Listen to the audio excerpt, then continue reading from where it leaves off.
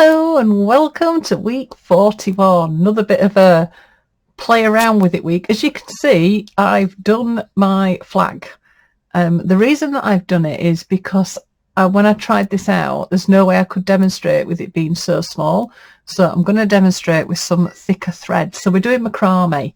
It's just one particular, it's the half knot that gives you the twist. So I've done it with my sheepies threads, and I've done 3 strands, different lengths, and I've actually just hung them on a lace bobbin. Had one that was a little bit shorter with some dangly bits, and then I've done 2 that I've gone back up, and I've just punched a hole through my flag and just taped it behind and then stitched that on. So that's the basic flag. So I know I don't normally have a finished flag. Sometimes I've part done once, been a bit cheeky, but I just thought this was going to be easier to show you how to do this bigger than it is smaller. So you need something to fasten your threads onto. So with this one, I've just got a pencil. So all you need to do with your lengths of thread is they want to be double.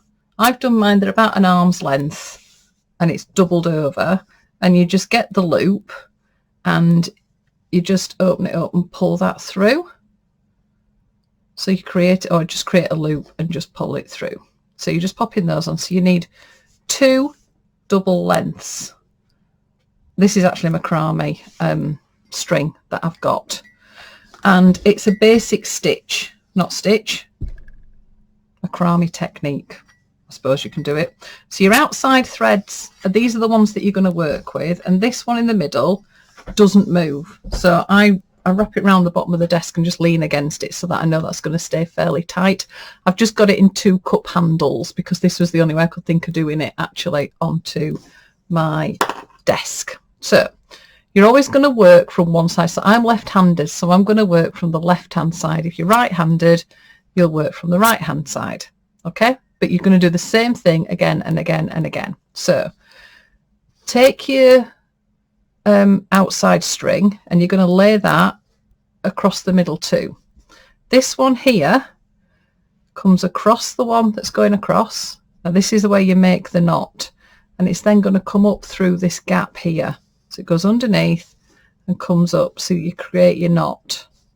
So you've got your little knot there, see, and then just pull that up to the top, and then you do exactly the same thing again. You're always coming from the same side because we want to create that twist.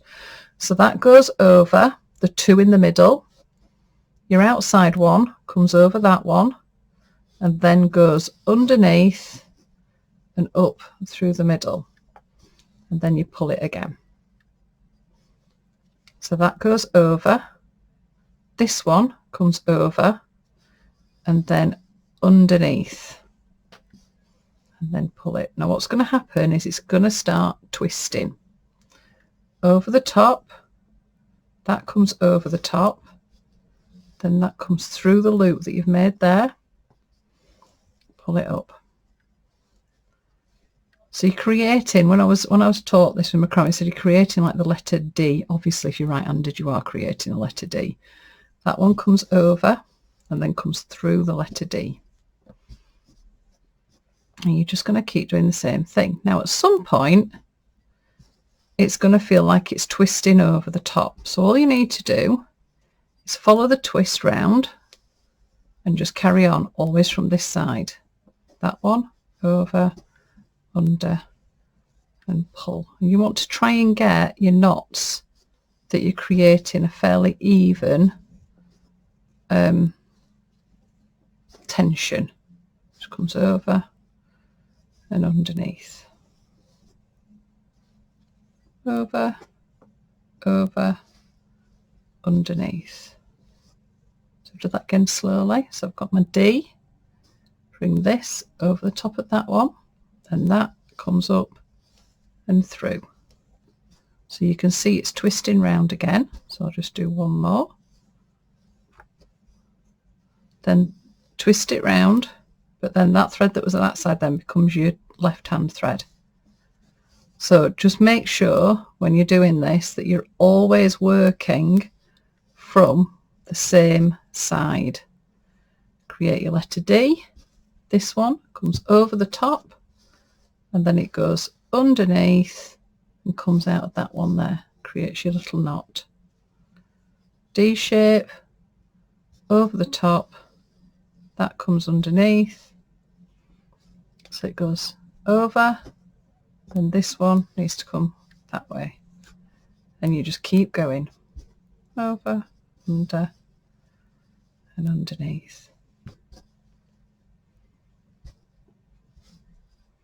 So then when it gets that it's twisting round, just move your threads and then just carry on, always from the same side.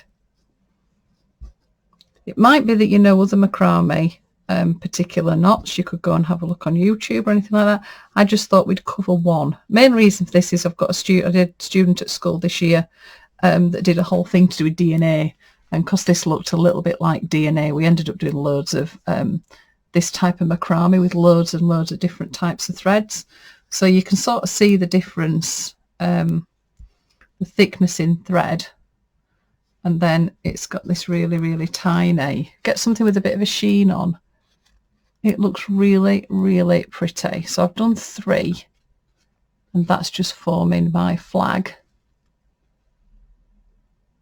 this week. So it's a bit of a quick video. The reason that I just did that was it was just too difficult. I had to go at recording doing this and you couldn't see what was going on. All I then do when I've done is at the end is just trim off your threads to whatever length you want and just pick 2 of them, pick 2 and just tie it in a knot.